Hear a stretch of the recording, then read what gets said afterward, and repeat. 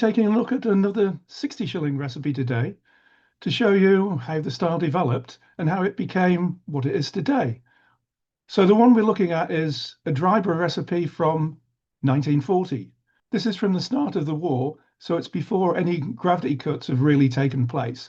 So it's pretty much like the beer was between the wars, which is a gravity of 1036, which is a pretty typical 60 or 6 pennies per pint beer. Now, it has a pretty rubbishy degree of attenuation, so it's only just a bit over 3%. Though this might be a cleansing gravity, so the actual real finishing gravity might have been a bit lower. So I wouldn't go too crazy about this, and it probably would have had, at any rate, some fermentation in the cask. So it probably would have been a bit better attenuated and a little bit stronger than given. Now, unusually for a Scottish beer that isn't a stout, it actually has a dark malt in it, a tiny amount of black malt, which is presumably there just for some sort of colour adjustment. Though the colour I've given here quite likely isn't the colour of most of the beer as it was sold, as Scottish brewers loved colouring up with caramel at racking time and would colour up the same beer to various different shades depending on where it was going to be sold.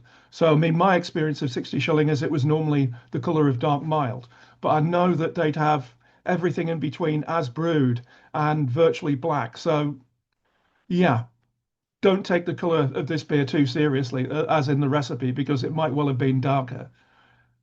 There's 3 types of sugar in the original: Fisons, Avona, and Invert.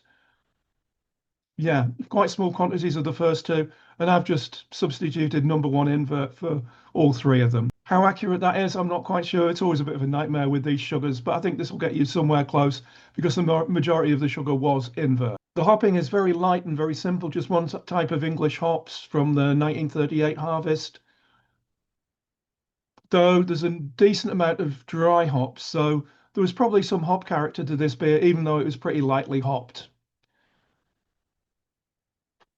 The war would see the gravity of these beers drop considerably down to about 1030, which is where they remained, yeah, until today, basically. The very small numbers of this type of beer which is still brewed. I don't know who still brews one. Maybe Belhaven do, but it's even more obscure than 70 shilling nowadays, which is a bit of a shame because a good 60 shilling is a nice, easy, light drinking beer that isn't going to get you too plastered. Okay, that's everything for today, and I will be back again with some more of these little videos. Okay, bye.